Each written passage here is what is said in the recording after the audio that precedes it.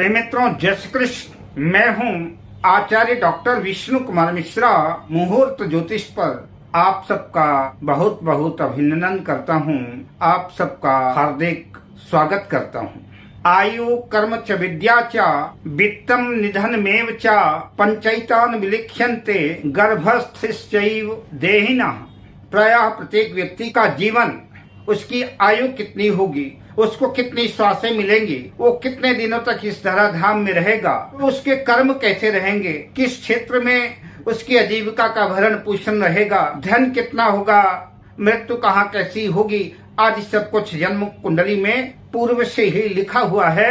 उसी के अनुसार जीवन की गति चलती है। आज मैं इस वीडियो पर एक अच्छे प्राध्यापक, प्रोफेसर, एक अच्छे शिक्षक बनने के जन्म कुंडली में ज्योतिषी क्या क्या योग हैं, मैं इन विषयों पर आपसे चर्चा करूंगा। पर मैं विषय क्रम में प्रवेश करूं उससे पहले आपसे आग्रह, अगर आपने अभी तक हमारे इस चैनल को सब्सक्राइब नहीं किया है तो प्लीज चैनल को सब्सक्राइब करें, साथ ही नोटिफिकेशन बेल को भी प्रेस कर दें। अगर आप अपनी या अपनों की जन्म कुंडली का बृहद प्रेडिक्शन कराना चाहते हैं, विश्लेषण कराना चाहते हैं, या किसी भी किस्म का ज्योतिषीय परामर्श चाहते हैं, या कि उत्तम क्वालिटी के रियल राशि रत्न आदि प्राप्त करना चाहते हैं, तो आप स्क्रीन पर फ्लैश हो रहे नंबरों पर हमसे संपर्क कर सकते हैं। आइए हम विषय क्रम में आगे बढ़ें। प्रायः मैं हर वीडियो पर कहा करता हूं कि चाहे कोई भी कार्य हो, किसी भी क्षेत्र की सफलता और सफलता के लिए जन्म कुंडली में लग्न और लग्नेश का मजबूत होना अत्यंत आवश्यक है। लग्न और लग्नेश जितने मजबूत होंगे, जितने बलवान होंगे, जितने शुभ प्रभाव में होंगे, शुभ ग्रहों से दृष्टि या युक्त होंगे, या कि शुभ कर्तरी योग में होंगे, जातक उतनी ही अधिक सफलता अपने क्षेत्र में अर्जित करता जाएगा। अगर जन्म कुंडली में लग्न और लग्नेश कमजोर हैं, शत्रु राशि से पीड़ित हैं, लग्नेश नीच राशि में है, किसी भी तरह से अगर लग्न और लग्नेश डैमेज हैं, तो जन्म कुंडली में चाहे जितने अच्छे, चाहे जितने बेहतर राजयोग बने हों, लेकिन उन राजयोगों को भोगेगा कौन? क्योंकि जो राजयोगों का भोगता है, जिसको राजयोगों का सुख प्राप्त करना है, वो तो बीमार है, वो तो पीड़ित है, वो तो कमजोर है। तो राजयोगों का भोक्ता लग्न है, तो इसलिए लग्न को मजबूत होना अत्यंत आवश्यक है। एक अच्छा पथ प्रदर्शक, एक अच्छा मार्गदर्शक, एक अच्छा प्राध्यापक, प्रोफेसर और एक अच्छा शिक्षक बनने के लिए जन्म कुंडली के पंचम भाव पर जो है शुभ ग्रहों का प्रभाव होना चाहिए, और पंचम भाव का स्वामी पंचमेश बलवान होना चाहिए।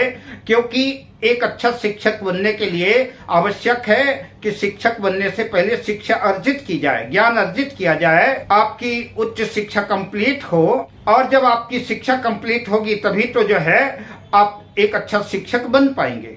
इसलिए जन्म कुंडली के पंचम भाव पर शुभ ग्रहों का प्रभाव हो, पंचमेश बलवान हो, तो आप निश्चित रूप से एक अच्छा शिक्षक बन सकते हैं। जन्म कुंडली में देवगुरु बृहस्पति बलवान होकर के केंद्र में स्थित हों, तो जन्म कुंडली के हजारों दोषों का समन तो देवगुरु बृहस्पति अकेले ही कर लेते हैं। शास्त्रों में लिखा है, किम कुर्वन्ति ग्रहा सर्वे यस्य केंद्रे बृहस्पति मत्त मानंग यूथा नाम यस्य मर्दन्ति गजेंद्र। अगर जन्म कुंडली में देवगुरु बृहस्पति मजबूत हैं, बलवान हैं, और सारे ग्रह विपरीत हैं, अकेला एक गुरु अगर मजबूत है, केंद्र में है, तो निश्चित रूप से कहते हैं कि मत्त मानंग यूथा नाम यस्य मर्दन्ति गजेंद्र। जैसे एक अकेला बलवान सिंह हजारों मत वाले हाथियों का मद चूर कर देता है, वैसे ही ठीक अगर देवगुरु बृहस्पति केंद्र में मजबूत स्थिति में है, तो कुंडली के हजारों दोषों का शमन देवगुरु बृहस्पति अकेले ही नष्ट कर देते हैं। और देवगुरु बृहस्पति शिक्षा के भी कारक हैं, ज्ञान के भी कारक हैं, तो जन्म कुंडली में देवगुरु बृहस्पति की स्थिति अच्छी होनी चाहिए। अगर देवगुरु बृहस्पति जन्म कुंडली में अच्छी अवस्था में है, तो आपके एक अच्छे शिक्षक, एक अच्छे मार्गदर्शक, एक अच्छे वक्ता, एक धार्मिक आध्यात्मिक क्षेत्र में रुचि अभिरुचि पैदा होगी आपकी, और आप एक अच्छे शिक्षक, एक अच्छे पथ प्रदर्शक, एक अच्छे मार्गदर्शक बन सकेंगे। जन्म कुंडली में चंद्रमा की स्थिति भी अच्छी होनी चाहिए। चंद्रमा मनसो जाता है, चंद्रमा मन का कारक है। चंद्रमा जितना मजबूत होगा, जितना स्ट्रांग होगा, जितना बलवान होगा, जितना शुभ प्रभाव में होगा, आपका मन भी उतना एकाग्र होगा। आप अपनी बात बड़े एकाग्रता के साथ अपने विद्यार्थियों को, अपने शिष्यों को आप समझाने में समर्थ हो जाएंगे। कई बार आपने देखा होगा कि एक शिक्षक ऐसा होता है कि एक ही चैप्टर को, एक ही विषय को बार बार पढ़ाता है, लेकिन विद्यार्थियों की, छात्रों की समझ में नहीं आता।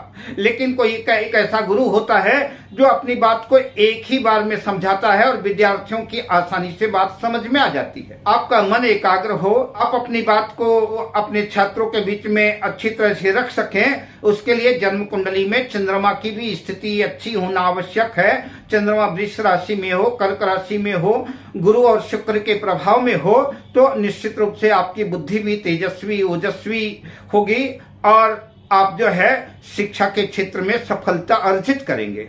अतः चंद्रमा केंद्र त्रिकोण में शुभ भाव में शुभ ग्रहों से अगर दृष्ट है तो आप एक उच्चतम ज्ञान प्रतिभा संपन्न धार्मिक वक्ता, अद्भुत व्याख्यान देने वाले, अद्भुत विद्वान और कुशल शिक्षक बनेंगे।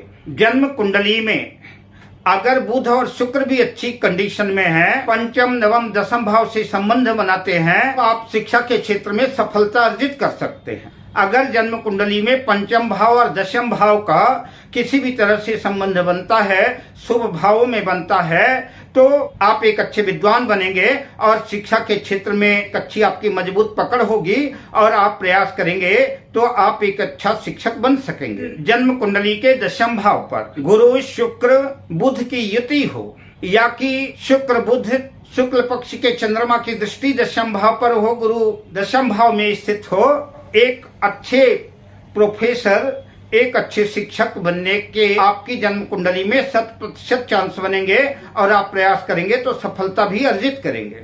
जन्म कुंडली के पंचम भाव पर सिंह राशि हो या कन्या राशि हो और बुधादित्य योग बना हुआ हो, सूर्य और बुध पंचम भाव में बैठे हो साथ में, किंतु बुध जो है सूर्य से अस्त ना हो और पंचम भाव स्थित बुध और सूर्य पर, तो अगर एकादश लाभ भाव पर गुरु स्थित है या कि शुक्र स्थित है या कि दोनों स्थित हैं, गुरु अगर लग्न में भी स्थित होगा तब भी अपनी पांचवी दृष्टि से जो है पंचम भाव को देखेगा। गुरु अगर जो है नवम भाव भाग्य भाव में स्थित है तो वहां से अपनी नौवीं दृष्टि से जो है पंचम भाव को देखेगा और पंचम भाव स्थित बुध और सूर्य पर तो गुरु और शुक्र की अगर दृष्टि पड़ती है तो ऐसा जातक अत्यंत श्रेष्ठतम जो है शिक्षा विभाग के उच्च पद पर जो है कार्य संभालता है और दौलत, शोहरत, ख्याति सब कुछ अर्जित करता है, अद्भुत विद्वान होता है और शिक्षा के क्षेत्र में सफलता अर्जित करता है। द्वितीय भाव राशियां जैसे मिथुन राशि हो गई, कन्या राशि हो गई, धनु राशि हो गई, मीन राशि हो गई, इन द्वितीय भाव राशियों पर जितने अधिक शुभ ग्रह स्थित होंगे उतना ही जन्म कुंडली के शिक्षा के क्षेत्र में जाने की संभावना बनेगी। और अगर लग्न में दशम भाव में भी द्वितीय भाव राशियां हैं, उन द्वितीय भाव राशियों का स्वामी लग्न में या दशम भाव में अपने भाव में ही स्थित है तो आपके एक अच्छे शिक्षक बनने की संभावना बनेगी। नवमांश कुंडली में देवगुरु बृहस्पति जो केंद्र त्रिकोण या एकादश भाव में कहीं भी अगर कर्क राशि में स्थित हैं तो आप शिक्षा के क्षेत्र में अगर प्रयास करेंगे तो एक सफल शिक्षक बनेंगे। पंचमेश बलवान होकर के पंचम भाव में स्थित हो या केंद्र त्रिकोण में स्थित हो, उस पे शुभ ग्रहों का प्रभाव हो तो ऐसा जातक शिक्षा के क्षेत्र में प्रवेश करता है और सफलता भी अर्जित करता है। पंचमेश पंचम भाव का स्वामी और नवमेश नवम भाग्य भाव का स्वामी दोनों की युति जन्म कुंडली के पंचम भाव में हो और एकादश भाव में बुध, शुक्र, चंद्र और गुरु में से कोई भी एक ग्रह स्थित हो तो ऐसा जातक एक अच्छा शिक्षक बनता है। शुक्र जन्म कुंडली के सप्तम भाव में स्थित हो और सूर्य जन्म कुंडली के पंचम भाव में स्थित हो और गुरु दशम भाव में स्थित हो तो ऐसा जातक शिक्षक बनता है। बुध, गुरु, शुक्र सप्तम में हो या दशम में हो, लग्नेश और दशमेश बलवान हो और जन्म कुंडली में सूर्य की भी स्थिति अच्छी हो तो ऐसा जातक जो है एक अच्छा कुशल शिक्षक बनता है। इस तरह से मैंने कुछ सूत्र आपके सामने रखे। अब मैं आपसे लेता हूं विदा शुभकामनाओं के साथ। जय श्री कृष्ण।